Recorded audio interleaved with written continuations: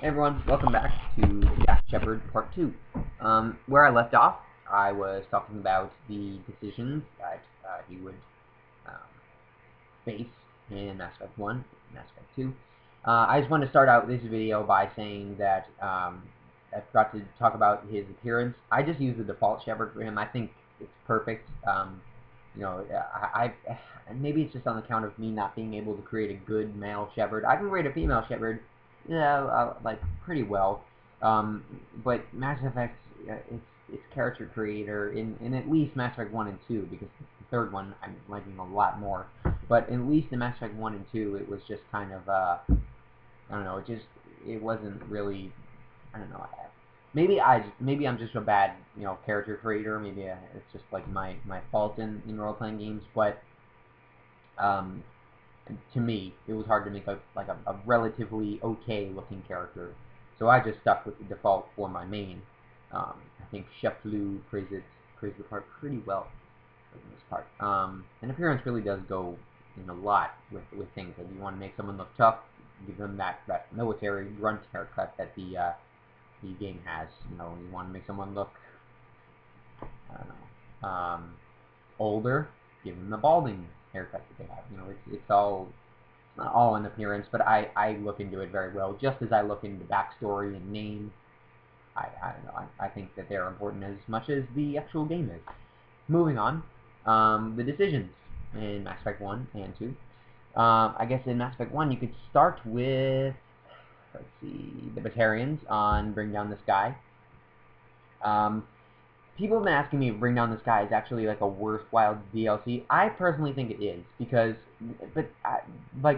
it's, a lot of people didn't think it was, but I think it's worth it because it kind of shows Jack Shepard, my Shepard's hate towards Batarians. I think because it, shows that he has that little that little fault about him, is that he can't get over what Batarians did to his family and everything. I think that's his little problem. You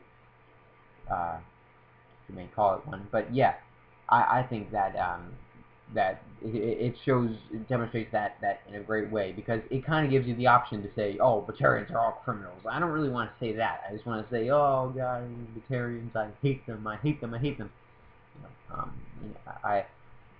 I would have to show everyone what the dialogue choices actually are. But in the end of that, he actually chose to save the prisoners, or save the victims. In case you don't know what the ending is, I would skip a little bit while ahead in this video. I would tell you where to skip to, but I'm kind of lazy. It's a webcam video, So, if you don't want to hear the ending, you got it. But yeah, he saved them, because not only because the outcome of not saving them is really, really saddening, where no one lives in that, other than the main engineer guy, and he's kind of pissed off at Shepard for going after, what's the main terrorist name? Balak. He pissed off at Shepard for going after Balak instead of stopping them. Balak is stopped, sure, but it doesn't really, give you that same satisfaction. You're just kind of left with guilt at the end of that, and I didn't really want that. So I started to go with the, my Shepard isn't using more guilt, so I decided to go with the, what do you call it? The Paragon option, saving the hostages. This is mainly because I can kind of foreshadow what happens in Mass Effect 3, and I would be super, super impressed if they decide to bring Balak back in Mass Effect 3. Oh god, that would be amazing. It's perfect. It's foreshadowing. I'll hunt him down someday. I have his name. His name is Balak. He's a Batarian terrorist, and I'm going to kill him. I think it'll be excellent in the way of foreshadowing. I'm not entirely sure if they're going to bring it back. I can understand why they wouldn't, because it's kind of a small DLC. I think it's 80 Microsoft points. I'm not sure. I think that's like about $1 for the entire DLC, which was relatively short as far as Mass Effect DLCs go. But I digress. I would be really impressed if they brought it back. I think that would be an amazing thing for my Shepard, an amazing feat for my Shepard to finally kill Balak. I'm not sure if they will, but if they do, it would be pretty cool. So yeah, moving on to more important decisions. I decided, as people may have guessed since I romanced Ashley, decided to leave Caden on Vermeer. Now the reason I did this was because Caden and my Shepard were kind of, I mean, they weren't close, but I was always nice to Caden, is the thing. I always made my Shepard, you know, say like, oh, hey, you know, what's up, and talk to him after every mission. I think his backstory and his dialogue, and basically his entire character is really, really well made and well voiced. I really like Caden. But you know, it was either him or Ashley, and I was gonna romance Ashley, so you have to leave Caden. So my Shepard ended up leaving Caden, which adds more guilt to him, even after the losses on what's it called, Elysium during the Skillian Blitz. I think this also, you know, it adds a lot more stress to him. It adds a lot more stress to the situation. I think it's really, really an awesome factor of the game. To decide who lives and dies, and there's no right choice. You know, it's not like there's a Paragon and Renegade, and it clearly tells you which one on the dialogue, you know, dialogue thing. It clearly tells you which one is right, which one, you know, is the wrong choice. Not really the wrong choice, but the bad choice. Well, kind of the bad choice. Renegade is usually pretty bad, but it's just one way or the other. And there's no. I thought that was it's a pretty good role-playing aspect. It kind of challenges your morals. Choose between two people of your team. I bet most people chose Caden because doesn't really come across as a racist, kind of like Ashley does. But yeah, I pretty much had to choose Ashley for that. But I not only that, it's not just like, oh, I have to choose her because I want to romance her. I actually like Ashley's character, and I like turning her into more of a Paragon sort of person, because at the end of the game, with the council, she said, oh, well, this problem goes beyond humanity, you know, you have to save the council. And I was like, whoa, points to Ashley. And, you know, I think that's really cool, that you can turn the squad members into what you want them to be, or what you have influenced them to be. So yeah, at the end of the game, I already mentioned Rex. Yeah, I mentioned Rex survived. At the end of the game, I let the council live.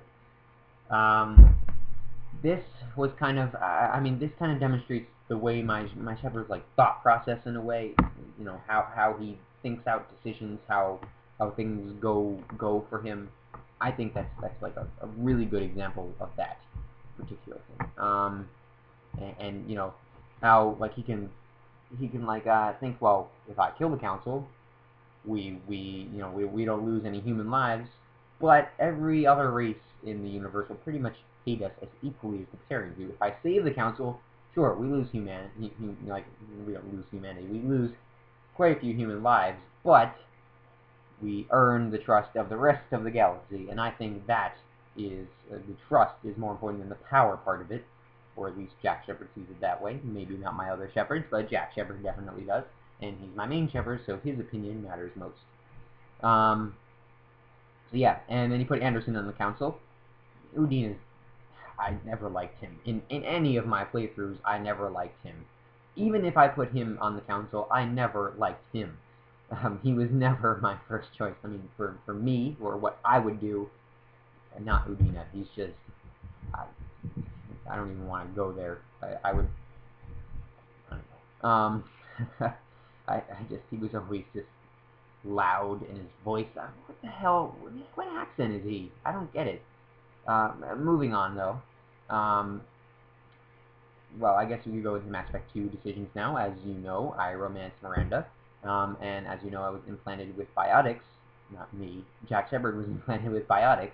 I think that's a really good thing. I went into that in the other video, so I'm not going to explain it here. I guess in terms of decisions, there are a lot of decisions that I'm quickly plussing over. I'm not really like telling that much about them. I guess like the main decision of Mass Effect 2 is whether to, you know, let the base be for the Elusive Man and Cerberus, or destroy it. I destroyed it. I know this kind of seems like that regular Paragon Shepard, that you know, classic John Shepard look, but it isn't. It's I want to stress that it's my own little thing, like, because I added the whole Batarian racist thing, and I added a few more things, but I can't really go into them. I wish you could be there playing the game, or be there, like, watching me play the game, because it would be pretty cool. Maybe I'll do a Let's Play in the future, and not that anyone will watch it, but if you do, if you're interested in that sort of thing, PM me, and maybe I will get to it someday. Yeah, he decided to destroy the base. I think this is really awesome because, you know, it shows Miranda quitting Cerberus. You know, she's like, or what, you'll replace me next, and hung up on him. And, you know, I think it shows Miranda finally coming into her own, not like saying, oh, I don't matter, I was created to be like this perfect genetic person, but, you know, I'm not really going to be my own person, I'm just going to be what people want me to be. It finally shows her stepping away. I think that's awesome character progression, and the minute I saw it the first time I played it with Miranda, I was like, oh my god, that's freaking brilliant. Garrus also goes with me on the final mission. To me, squad, you know, who you choose to be on your squad during the final thing, I think that's really important to me. Not just in terms of, you know, who's really good at killing that big, the human Reaper thing, you know, or killing collectors. Not just in terms of that. In terms of who's good at, you know, in terms of like personality and, you know, who your Shepard is closest with. I mean, I think I was more close with Rex in Mass Effect 1, or my Shepard was more close with Rex in Mass Effect 1, and then Mass Effect 2, you know, Garrus came into it, and then by the end of the game, they were best friends, just like him and Rex. So I think that's so cool. I think it's going to be amazing. So yeah, as I've mentioned before, Mass Effect 3 or Romance Liara. I think that's really great. You know, it shows the whole, you know, it's like when your favorite show, like, you know, the two people have chemistry, you're like, oh, they just, you know, walk away, and they're just like, oh, come on, you know, why didn't you just, you know, act on your feelings? Well, my Shepard will in Mass Effect 3, and it will be a glorious moment. Moving on, trying to think of other decisions I might have glossed over that are important. I can't really think of them right now, but I do have a list of everything on my computer. I was obviously not going to mention that in this video, but if you want to know it, PM me, and I'll send it to you. You know, if Jack Shepard is an interesting character to you, it certainly is to me. I've looked over everything. Like, there isn't a decision in the game that I haven't, like, looked at and be like, huh, what would Jack Shepard do? There isn't anything that doesn't make sense. That's what I'm trying to go for with this, I guarantee you. But yeah, if anything hasn't made sense, or if you have any questions, please leave them on the video. You know, if you want to ask what I'm going to do in Mass Effect 3 about certain decisions, leave them on the video. Yeah, if you want the rest of the decisions, or if I looked over something that was really important, leave it on the video. If I, you know, if I missed anything, leave it on the video. If you want the full little script of Jack Shepard, then of course PM me or comment, and I will get around to it and send it out. I personally don't care if people take this. I was just doing this for my own fun, yeah. So I mean, I want as many people to have Jack Shepard as I can. I want people to have fun with this game. You know, it's not just like everyone, oh my god, you know, this game's gonna suck. It's gonna be exactly like Gears of War 3 with role-playing aspects, you know. I'm not into that whole negativity stuff. This game is going to be awesome, and I think the best way to experience it is with my Shepard, Jack Shepard, the one that I have looked into all of this time before, so the entire summer. That's not nerdy at all, right? Anyway, so yeah, I already mentioned all that PM stuff. New webcam video on Friday, where I will tell you whether or not there is a video coming on Sunday morning. I'm gonna go play Mass Effect 2. This is Mass Effect Wiki, signing off.